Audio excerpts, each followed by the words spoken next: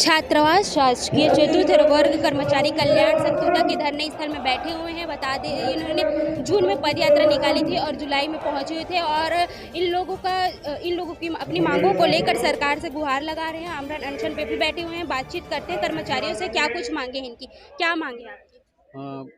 बस्तर जिला स्कूल आश्रम छात्रावास कर्मचारी कल्याण संघ जगदलपुर से हैं हम लोग। और हमारी सिर्फ मांग है कि ये नियमितीकरण मांग है, सिर्फ एक सूत्रीय मांग है। और हम लोगों ने 24 जून से जगदलपुर से पदयात्रा करते हुए आए हैं और 14 जुलाई को यहाँ तूता धरना स्थल रायपुर में पहुँचे।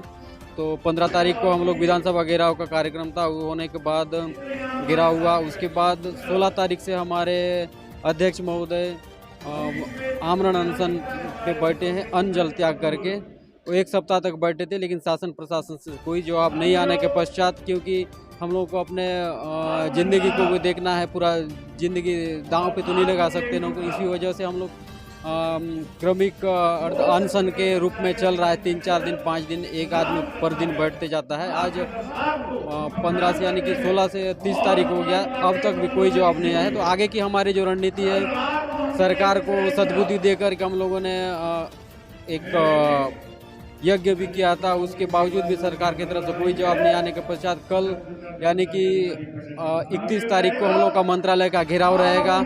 और उसके बाद भी सरकार अगर नहीं जागती है तो 4 तारीख को हम लोग का पूरे कर्मचारी 107 कर्मचारी यहाँ पे अन्न जल त्याग करके आमरण अनशन पे बैठेंगे, पूरे 107 कर्मचारी। क्योंकि हमने सब कुछ देखा, सिर्फ हमारी एक छोटी सी मांग है।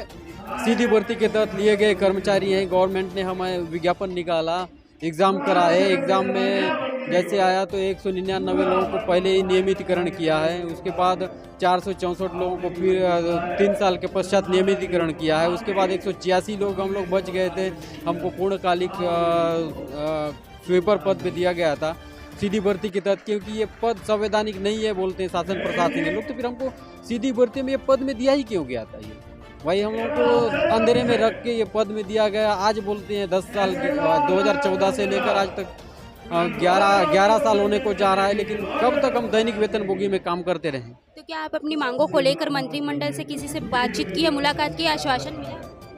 नहीं, अभी तक तो शुरुआत में हमारे जो कलेक्टर महोदय, बस्तर जिला कलेक्टर और बस्तर सहायक आयुक्त हम लोगों को लिखित में आश्वासन दिए थे कि 1 महीना के अंदर में आप लोगों का करेंगे करके, तो वो भी नहीं हो पाया। नहीं होने के बावजूद हमको यहाँ रायपुर में आना पड़ा, क्योंकि उन्होंने बोला कि जब तक आगे से कुछ लेके नहीं आओगे तब तक नहीं होगा, बल्कि हाथ खड़े कर दिए जिला लेवल के अधिकारी। तो इसलिए हमको राजधानी में आके यहाँ पे अनशन और धरना दे के बैठे हैं हम लोग। कितनी संख्या में कर्मचारी? हमारी कर्मचारी अभी टोटल 107 लोग हैं। कल एग्ज़ाम है, कल कितना तारीख एग्ज़ाम है? 3 को। अब प्रयोगशाला परिचारक का एग्ज़ाम है 3 तारीख को। इसी वजह से कुछ साथी घर चले गए हैं। अभी हम लोग यहाँ पे 50 कर्मचारी हैं।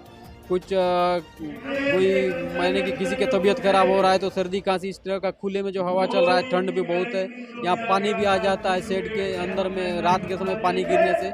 लेकिन जब हड़ताल पे बैठे हैं तो परेशानी हो रही है आपको? बहुत परेशानी हो रही है, क्योंकि हमारे जो महिला साथी भी हैं, हमारे साथ दिव्यांग साथी भी हैं, उनको भी बहुत तकलीफ उठाना पड़ रहा है। अभी हम लोग कुछ व्यवस्था नहीं? व्यवस्था सिर्फ शेड का निर्माण है यहाँ पे, लेकिन रात के समय पानी आता है तो पानी तो इस पार से उस पार चला जाता है।